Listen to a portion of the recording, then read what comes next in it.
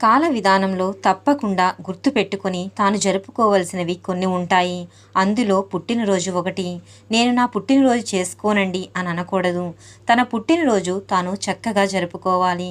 ఆ జరుపుకోవడానికి శాస్త్రం ఒక విధిని నిర్ణయించింది.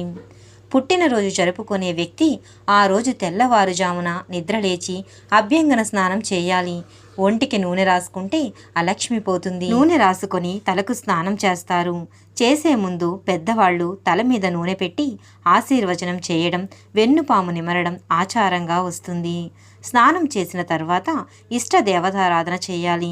తరువాత ఆవు పాలల్లో బెల్లం ముక్క, నల్ల నువ్వులు కలిపిన పదార్థాన్ని మౌనంగా తూర్పు దిక్కుకు తిరిగి 3 సార్లు చేతిలో ఆచమనం చేస్తే ఎలా తీసుకుంటామో అలా 3 సార్లు లోపలికి పుచ్చుకోవాలి. అలా ఎందుకు చేయాలి అంటే వచ్చే పుట్టినరోజు లోపల ఎటువంటి గండకాలం ఉన్నా అది తొలగిపోతుంది.